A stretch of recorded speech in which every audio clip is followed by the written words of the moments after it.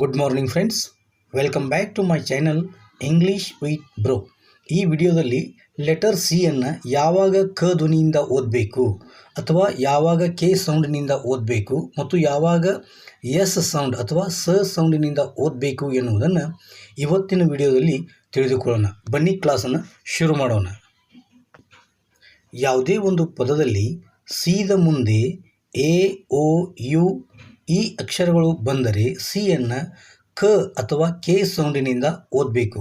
ಅದು ಹೇಗೆ ಅಂದರೆ, ಸಿದ ಮುಂದೆ ಎ, ಓ, ಯು ಬಂದರೆ ಆಗ ನಾವು ಕೆ ಅಥವಾ ಕ ಸೌಂಡಿನಿಂದ ಓದುತ್ತೇವೆ. ಉದಾಹರಣೆಗಾಗಿ ಸಿ, ಎ, ಬಿ ಇದನ್ನು ನಾವು ಕ್ಯಾಬ್ ಎಂದು ಓದುತ್ತೇವೆ. ಸಿ ಮತ್ತು ಬಿ ನಡುವೆ ಎ ಬಂದಾಗ ಅಥವಾ ಸಿದ ಮುಂದೆ ಎ ಬಂದಾಗ ಸಿಯನ್ನು ನಾವು ಕ ಎಂಬ ಸೌಂಡಿನಿಂದ ಓದಬೇಕು. ಅದೇ ರೀತಿಯಾಗಿ C, A, T cat, C, A carrot, can ಈ ರೀತಿಯಾಗಿ ಇವುಗಳನ್ನು ನಾವು ಸಿದ ಮುಂದೆ ಎ ಬಂದಾಗ ಕ ಧ್ವನಿಯಾಗಿ ಅಥವಾ ಕ ಸೌಂಡಿನಿಂದ ಓದಬೇಕು.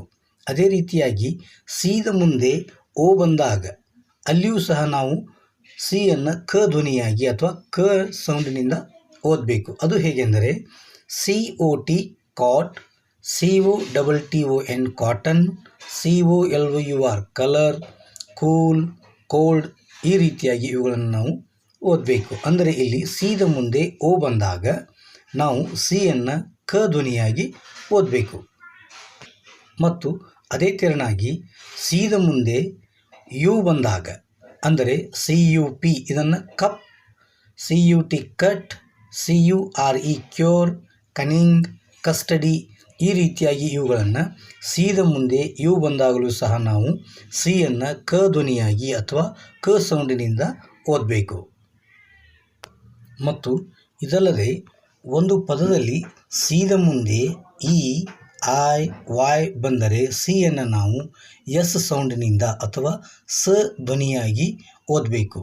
ಅದು ಹೇಗೆಂದರೆ ಸಿದ ಮುಂದೆ ಇ ಬಂದಾಗ ಅಂದರೆ C, E, E, N, T cent, C, E, double L cell, C, E, N, T, U, R, E centre, century ಈ ರೀತಿಯಾಗಿ ಸಿದ ಮುಂದೆ ಇ ಬಂದಾಗ ಸ ಧ್ವನಿಯಾಗಿ ಅಥವಾ ಎಸ್ ಸೌಂಡಿನಿಂದ ಓದಬೇಕು.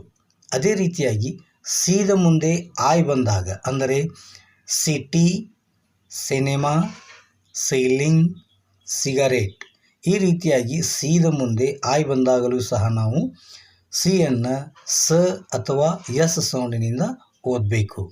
ಅದೇ ರೀತಿಯಾಗಿ ಸಿದ ಮುಂದೆ ವಾಯ್ ಬಂದಾಗ ಅಂದರೆ ಪದದಲ್ಲಿ ಸಿದ ಮುಂದೆ ವಾಯ್ ಬಂದಾಗಲೂ ಸಹ ನಾವು ಸಿಯನ್ನು ಸ ಅಥವಾ ಎಸ್ ಸೌಂಡಿನಿಂದ ಓದಬೇಕು. ಉದಾಹರಣೆಗಾಗಿ ಸೈಕಲ್, ಸೈಕ್ಲೋನ್, ಸಿಲಿಂಡರ್, ಸೈಬರ್ ಈ ಪದಗಳಲ್ಲಿ ಸಿದ ಮುಂದೆ ವಾಯ್ ಬಂದಿದೆ. ಎಲ್ಲ ಪದಗಳಲ್ಲಿ ಸಹ ವಾಯ್ ಬಂದಿರೋದ್ರಿಂದ ಇಲ್ಲಿ ನಾವು ಸಿಯನ್ನು ಎಸ್ ಸೌಂಡಿನಿಂದ ಅಥವಾ ಸ ಧ್ವನಿಯಾಗಿ ಇವುಗಳನ್ನು ಓದಬೇಕು. ಇನ್ನು ಕೆಲವು ಸಂದರ್ಭಗಳಲ್ಲಿ ಅಂದರೆ ಕೆಲವು ಪದಗಳಲ್ಲಿ ಸಿಯನ್ನು ಶ ಧ್ವನಿಯಾಗಿ ಅಥವಾ ಶ ಸೌಂಡಿನಿಂದ ಓದಬೇಕು. ಯಾವಾಗೆಂದರೆ ಫ್ರೆಂಚ್ ಭಾಷೆಯಿಂದ ಬಂದಂಥ ಪದಗಳಲ್ಲಿ ನಾವು ಸಿಯನ್ನು ಶ ಧ್ವನಿಯಾಗಿ ಓದುತ್ತೇವೆ. ಉದಾಹರಣೆಗಾಗಿ ಡೆಲಿಷಿಯಸ್, ಓಷಿಯನ್ ಈ ರೀತಿಯಾಗಿ ಇಲ್ಲಿ ಸಿಯನ್ನು ನಾವು ಶ ಸೌಂಡಿನಿಂದ ಓದಬೇಕು. ಇನ್ನು ಅದೇ ತೆರನಾಗಿ ಕೆಲವು ಪದಗಳಲ್ಲಿ ಡಬಲ್ ಸಿ ಬಂದಾಗ ಅಲ್ಲಿ ನಾವು ಸಿಯನ್ನು ನಾವು ಕ ಎಂಬ ಸೌಂಡಿನಿಂದ ಓದಬೇಕು. ಹೇಗೆಂದರೆ ಉದಾಹರಣೆಗಾಗಿ ಅಕೌಂಟ್, ಸಾಕರ್, ಆಕ್ಸೆಂಟ್, ಆಕರ್, ಆಕ್ಸೆಸ್ ಈ ರೀತಿಯಾಗಿ ಈ ಪದಗಳಲ್ಲಿ ಡಬಲ್ ಸಿ ಬಂದಿರೋದ್ರಿಂದ ಇಲ್ಲಿ ನಾವು ಸಿಯನ್ನು ಕ ಧ್ವನಿಯಾಗಿ ಓದುತ್ತೇವೆ. ಓಕೆ ಫ್ರೆಂಡ್ಸ್, ಸಿಯನ್ನು ಹೇಗೆ ಉಚ್ಚಾರಣೆ ಮಾಡಬೇಕು ಎನ್ನುವುದನ್ನು ಈ ವಿಡಿಯೋದಲ್ಲಿ ತಿಳಿದುಕೊಂಡಿದ್ದೇವೆ. ಅದೇ ರೀತಿಯಾಗಿ ಮುಂದಿನ ವಿಡಿಯೋದಲ್ಲಿ ಡಿ ಉಚ್ಚಾರಣೆಯನ್ನು ತಿಳಿದುಕೊಳ್ಳೋಣ.